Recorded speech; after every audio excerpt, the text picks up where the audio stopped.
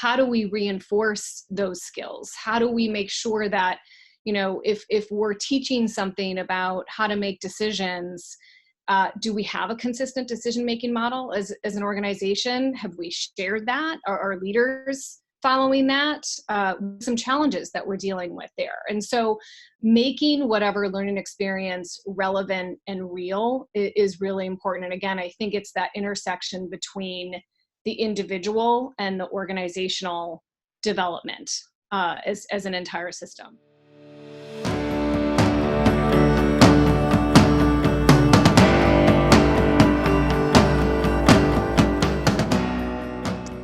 Hello, everybody. Welcome to another episode of our Explore YouTube series, where we're talking about workplace learning, human performance improvement, all the things learning technology related as well.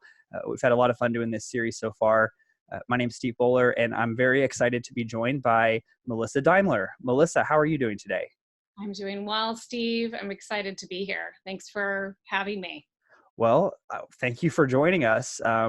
And also thank you in advance for joining us, the eXLearn conference coming up here in just a couple of months. I know you're one of our keynote speakers. Yeah, a couple of months. It's coming up fast. And who knows, by the time somebody's watching this, who knows, maybe it'll only be a couple of weeks or a couple of days even. So, Exactly. Funny how the internet works, right? Yeah, for sure. So, Melissa, just real quick, for folks that maybe aren't familiar with you and your work, give us the quick overview of who you are and what you do. Yeah, so I have led organizational development and learning functions for over 20 years at pretty iconic companies. I was at Adobe, then at Twitter, and then most recently at WeWork. And the thing that I care about a lot, I care about companies getting their culture right. And I've had the opportunity to do that internally, and now I'm doing that externally with a number of different companies.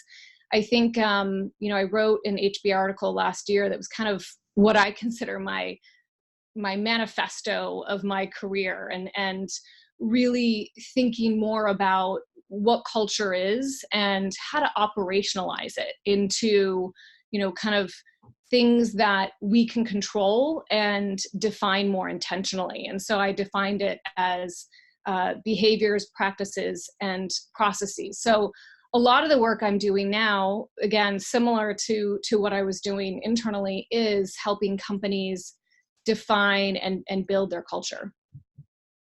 I found it so interesting that in your bio, as I was learning about some of the places that you've worked, the work that you've done, you often seem to find yourself in a situation where an organization either is building its talent development function from scratch, or the organization has grown very quickly and it's about to grow even faster, and they need to really scale and create new processes that don't exist. What is it that about you and your background and your interests that you think has led to you often finding yourself in seats like these within organizations? Yeah, I credit Adobe a lot for giving me an opportunity to explore a lot of different areas and functions. I was actually, I did an HR generalist role there, as well as worked in parts of OD. I launched the Hearst coaching program there, but I got to work with every function. So sales to engineering to marketing to legal, and really got to understand the business and what the business needs versus what we, from an HR perspective, wanted to give. And same with Twitter. I credit my boss, Janet Van Heijs, when we first looked at the position, it was really scoped as learning and development, and we expanded it to be more organizational effectiveness, because what we realized is, as is the theme in my career and my focus, is there were a lot of things that needed to be looked at from an organizational perspective. Everything from, the engagement survey and understanding employee sentiment to a lot of change was going on in the organization. And so helping leaders kind of move through those changes and continue to iterate on their organizational structures and figure out how to integrate teams very quickly to produce the kind of things they wanted to produce. So I love being part of the fast growing companies and really continuing to figure out how do you kind of mold and iterate on a lot of the practices and processes. The essence is still there, who we are as a company, what we value, but how we continue to operate and work together needs to continue to be looked at. I love it. I know your background is in organizational development. I saw that was what your master's focus was. And it's an area of interest. I've increasingly become interested in that line of work myself. What do you enjoy about, looking at that entire organization and its challenges versus just learning and development or a training program or something that's more tactical? I really love the whole systems perspective. I've always believed that you can't help an individual. You can't look at individual development without also looking at organizational development. So if we're really wanting to develop people, then we have to figure out what skills we want to, and what we expect of our employees in terms of those skills, what we want to develop with them. And then how are we as an organization going to make that sticky? How do we reinforce those skills? How do we make sure that, if we're teaching something about how to make decisions, do we have a consistent decision-making model as an organization? Have we shared that? Are our leaders following that? Some challenges that we're dealing with there. And so making whatever learning experience relevant and real is really important. And again, I think it's that intersection between the individual and the organizational development as an entire system. I think, what gets me really excited, about this whole field and the work I'm doing, I've always thought about work being such a great opportunity to grow, not just as an employee, but as a human being. And I cannot think of a better place to help us identify what triggers us, what challenges us, how can we listen better, how do we make decisions faster, how do we prioritize more effectively. And I think if you're really going to have an organization where that can happen, you have to create the space and the practices and the time to help people reflect on what they're learning along the way. Totally. Now, correct me if I'm wrong on this one. My understanding is that at Adobe, they did have a talent development function, although the organization grew rapidly during your time and has continued to do so. But Twitter and WeWork, in both of those situations, your role was really to build that function up from the ground up. What are some of the challenges, or what are some of the things that were really key in doing that?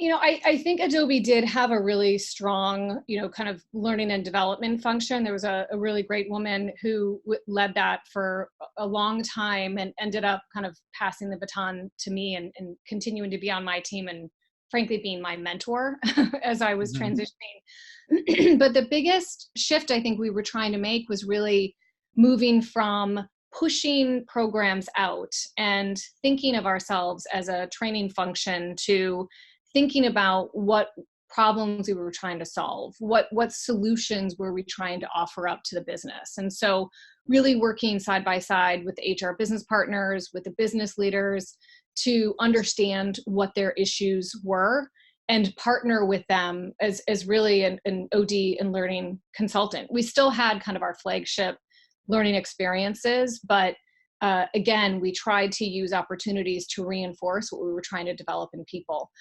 I think the biggest transition that I had to make from Adobe to Twitter was this whole concept of getting V1 out there as quickly as possible. I would say more of the luxury of time at Adobe. We worked really hard to craft the problem statement, figure out what we were trying to do, and we had 6 months, sometimes a year. I don't think that's the case anymore these days, even at Adobe. we had quite a long time, and we were really picky about our PowerPoint, so we had to have that look really crisp. And I remember at Twitter, I think I was there for a couple of weeks, and Dick, our CEO at the time, was passing by my desk. He's like, "When are we going to get the first framework on this management learning experience?" And I thought, I was shocked because I'd only been there 2 weeks. I still hadn't gotten to everybody I wanted to talk to about kind of what needs to happen. And it was such a great learning experience because, we ended up having a conversation about it. I think I went in with definitely not a PowerPoint. I think it was half a sheet of paper that had scribbled on, but talked about kind of some of the concepts, some of the things that were needed, some of the skills that we really wanted to develop within the managers at Twitter. And it was a great conversation, and I think we created this learning experience very quickly, and were able to kind of apply design thinking and iterate along the way. So we got a ton of feedback on what worked, what didn't work, what kind, do they want to come together every week, or do they want to stay longer for, 3 or 4 hours? What kind of content do they want to make sure that we really bring in? How much time do they want to kind of practice with each other? And so it was this huge shift to be okay with something not being 100%. It was good enough, knowing that we were going to co-create and iterate later. So I think that was a big shift for me. I love that you brought up design thinking, as when you were describing that. It really just makes me think about that concept of empathizing, iterating, getting feedback, gaining perspective, working towards a minimum viable product and going from there. Definitely a scary feeling, kind of sharing that and needing to get going on it before you have all the info, but very powerful, moving something forward in that way. Yeah, I think that's how people learn too. I think it ultimately is a better product, but we ended up asking different and better questions. We were talking about performance management and shifting from not having a rating, and what does feedback look like? And the question was not, what would be a good feedback process for you, for managers, and it wasn't for employees. It wasn't how do we give more effective feedback. It was more about how do you want to learn? How do you want to grow here? And managers, what can we do to help you not take as much time every 6 months or a year to provide feedback, but give you more tools and resources so that you can have this be more of your everyday experience with your employees, that you can navigate a little more effectively than you are today around performance. And so it was even an opportunity, as you know, with design thinking, to ask different questions than we might have normally asked. So with these, and we've only talked about, really alluded to 3, I guess, different experiences. You've gotten to have some really different, unique experiences shaping some organizations. And I imagine that really comes in handy in your current work. So talk to me a little bit about your consulting practice. What are some things that you've really enjoyed, or what are some things that you're really excited about that you're getting to do with your clients today? I think a myth out there about culture is that once you've defined culture, you're done. And so I'm really excited about a couple of companies that I'm working with, which are at completely different places. One is a startup that the CEO and the head of people were really forward thinking, and they knew that defining an intentional culture was an important part of creating a strong foundation for their company, and scaling a lot of the things they wanted to scale. So working with them to kind of define the values and the behaviors, and operationalize those into things like the interview guide, and how they give feedback, and how they recognize people. So that is all part of kind of the values and behaviors. Another company I'm working with is an iconic company that's been around for over 20 years. They have a great culture, but it's more fragmented. It's been, kind of in pockets. And they're now at an inflection point where they realize they actually have to have a more cohesive culture, one culture that is defined across, has a consistent language. So doing a similar exercise with them, but again, in a very different place of their life cycle. And that's the fun part of consulting, right? You get to jump in at all of those stages and add value, and it's something different every time, really. Yeah, I love it. So, okay, so let's talk a little bit about eXLearn, our workplace learning conference. And I love that you're going to be there because you're going to bring, I feel like, that OD focus, that bigger picture organizational perspective, kind of blending that in with some of the more initiative level stuff. So tell me a little bit, just at a high level, some of the themes that you're planning on talking about in your keynote presentation. Yeah, I mean, I think it's a lot of what we've talked about. I think you can't talk about learning without also talking about culture. You can't talk about culture without also talking about learning. I think if you, and I've started to do a lot more research just on culture and how learning plays in to healthy, functional cultures, and some of the companies that have been most successful have these learning environments and these learning cultures in which, you know, they're not necessarily hustling harder and failing faster. And, you know, I think we've done ourselves a disservice, especially in Silicon Valley, to kind of have these, you know, kitschy terms that don't necessarily move the needle forward long term. And so I'm going to talk about, you know, the intersection between culture and learning and how you can create that at different, you know, phases of a company, and what that looks like. I'm going to share a lot of examples from my own personal experience, and then some of the examples most recently that I have had the privilege to be part of. Yes, hustling and growth hacking is a lot harder when you're a 50,000 person company than when you're a Silicon Valley startup, I would imagine. Well, even, you know, it's funny because even some of the startups are realizing this is just not scalable.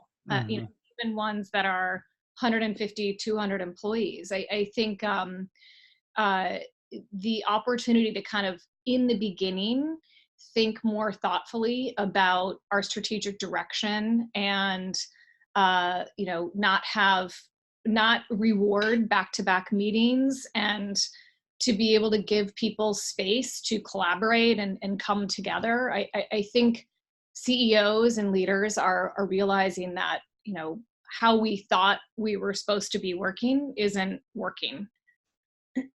That's a good quote. I think you need to hold on to that for your keynote. Okay. Write that down. Yes. Okay. So we've got a fast five here, 5 quick questions. So some these are mostly for fun, but I think they also probably will relate to our conversation. Tell us a person that you love to follow on social media.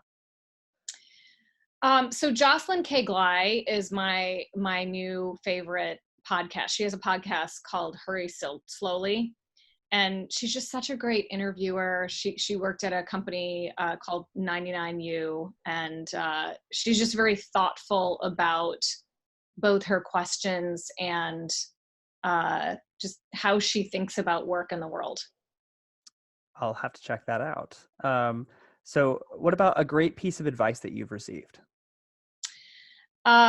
Many. My favorite recently is a good day starts the night before. So true. I'm all about systems, not just from a work place point of view, but even personally. You know, what are the habits, the systems I need to put in place if I want to get to the gym at, you know, 5:30 in the morning? There's things I have to do the night before to make that happen.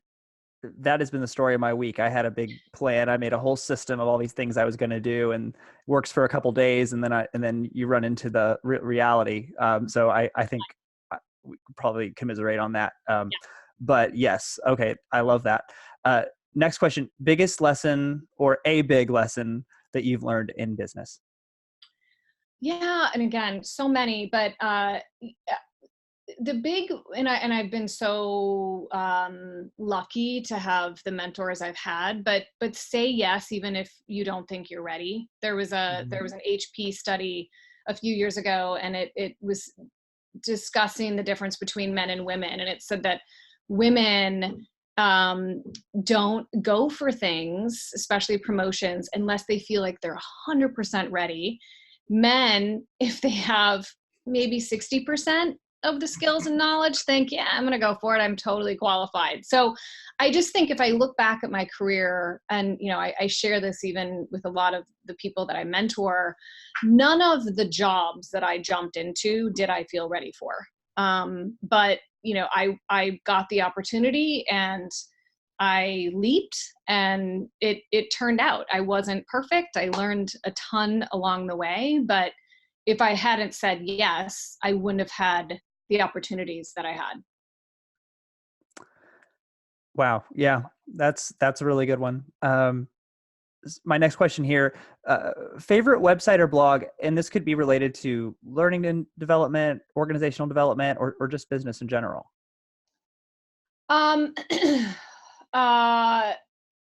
Favorite website or blog, or podcast. I'll give you that. It's 2019. Podcasts are the new blogs in some ways. Maria Popova, I love. She has one, I think you and I've talked about that before. She has newsletters that I actually have a special folder for. Like there's so many newsletters where I'll just delete, but they're just so rich in content, and she just activates the other part of my brain, because she talks, she brings in writers and artists and poetry, and has this way of curating content and integrating her own beautiful perspective on top of it. So that is definitely something that I read.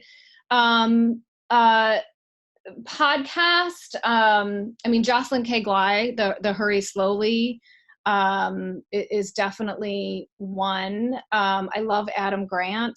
Yes. Bob Sutton, and some of the stuff that he talks about. He wrote the No Asshole Rule, and talks about, his podcast is all about how do you lessen the friction in the workplace. So those are some of my favorites. So there you go, guys. If you're watching this, you got 5 or 6 assignments there. And yeah, brain pickings alone will keep you busy. So Brain picking. Yes. Okay. So this last one, I want you to be honest on this, because one of our guests told us straight up it was the Starbucks app. What's an app you can't live without? Focus at Will. It's an app that, going back to systems, I'm really trying to write every day, and it uses the Pomodoro technique. So, Yes. you focus for like 25 minutes, and then you take a break. And you can pick your music, ambient, chill, whatever. They have classical. But it's such a good way to just put your headphones on, get focused. And I have a, kind of an automatic link in my brain now. When I hear it, when I turn Focus at Will on, I want to write. So it's a great app for that. You got it anchored. Good job. Anchored. Yeah. Nice. That's a great one. Okay, guys, this has been a great conversation. This has been Melissa Daimler and I chatting about organizational change and culture and learning. And we're going to continue that conversation at the eXLearn conference, September 5th in Indianapolis, Indiana. Melissa, can't wait to have you there. Thanks for the conversation today. Yeah, thank you. This was fun. All right, everybody. That's all we have. Until next time. Thanks.